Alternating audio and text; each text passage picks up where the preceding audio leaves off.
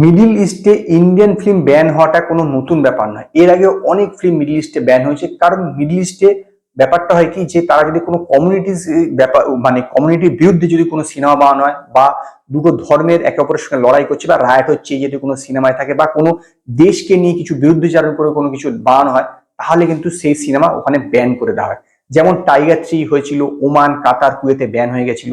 তারপর ফাইটার তো মিডল ইস্টের সমস্ত কান্ট্রিতে ব্যান ছিল, কারণ এটা পাকিস্তানের বিরুদ্ধে দেখানো হয়েছে। এইরকমই কিন্তু ঘটনা প্রায় ঘটতে চলেছে লাল সালামের ক্ষেত্রে। রজনীকান্তের লাল সালাম সিনেমাটা 9 ফেব্রুয়ারি রিলিজ করবে, এবং এর মাধ্যমে ঐশ্বরিয়া রজনীকান্তের মেয়ে প্রায় 5 বছর পর আবার রিটার্ন করছে তার ডাইরেকশনে, এবং এর ফিল্মটাতে মিউজিক দিয়েছে A.R. রহমান।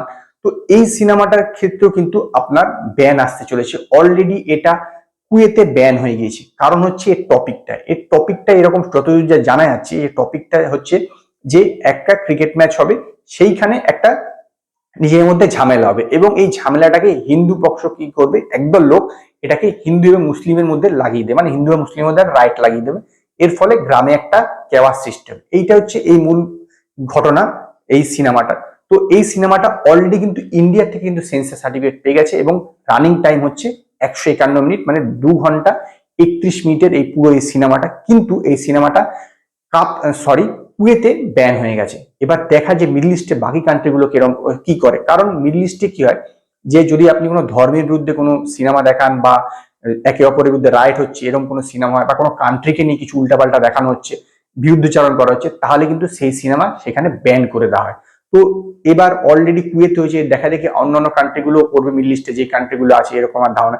এতে কিন্তু ব্যবসাতে একটা যথেষ্ট ক্ষতি হবে, কারণ এই সিনেমার হয়তো বিগ বাজেটের নয়, এখানে রজনীকান্ত একটা গেস্ট অ্যাপিয়ারেন্স করছে, কিন্তু তথাপি ব্যবসায় তো ক্ষতি হবে, কারণ মিডল ইস্টে জায়গাতে থেকে ভারতীয় ফিল্মের একটা যথেষ্ট কিন্তু আমদানি আসে বক্স অফিসে। সেইখানে যদি কান্ট্রিগুলোতে ব্যান হয়, তাহলে কিন্তু যথেষ্ট মানে একটা বড়সড় ক্ষতির সম্মুখীন হয়তো আর ডিস্ট্রিবিউটারদের। ফাইটারে যেরকম হয়েছে, এখানে মিডল ইস্টে চলেনি বলে ওভারসিজ থেকে সেরকম একটা কালেকশন হয়, যদিও ফাইটার মুভিটা ইন্ডিয়া তো সেরকম বিশেষ কিছু করতে পারেনি, কিন্তু তথাপি একটা বড় তো কালেকশন ওখান থেকে আসে।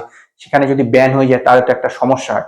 যদিও দেখার যে এই ব্যানটা উঠেও যেতে পারে, কারণ এমন হতে পারে যে এই টপিকটা কিছু একটু যদি চেঞ্জ তারা করতে পারে, মানে কিছু দৃশ্য বা অন্যান্য কিছু চেঞ্জ করতে হয়। যদিও মূল টপিকটা কিন্তু এটা হচ্ছে একটা বড় ব্যাপার। কাজে মূল টপিকটা তো পুরোপুরি বদলে দেওয়াটা একদম সম্ভব হয় না কোনো একটা সিনেমার ক্ষেত্রে, যে পুরো ডাইরেক্টর বা প্রডিউসার তো মূল টপিকটাকে তো চেঞ্জ করে দিতে পারে না। তো সেই জন্যই এই সিনেমাটা ওখানে ব্যান হয়েছে। তো এখন দেখার যে বাকি জায়গাতেও কি হয়, মানে বাকি মিডল ইস্টের কান্ট্রিগুলো তো এই ব্যানটাকে ঘোষণা করে নাকি। যদিও এখনো পর্যন্ত বাকি যে কান্ট্রিগুলো এখনো সেরকম ভাবে জানায়নি, যদিও এখনো তার কয়েকদিন সময় আছে, 6 দিন 7 দিন মতন। তো এখনো দেখার যে আলটিমেটলি কি হয়। তো আজকে এই পর্যন্তই। যদি আপনাদের ভিডিও পছন্দ হয় তো লাইক করুন, কমেন্ট করুন, শেয়ার করুন, আর নতুন আপডেটের জন্য আমার চ্যানেলকে সাবস্ক্রাইব করুন।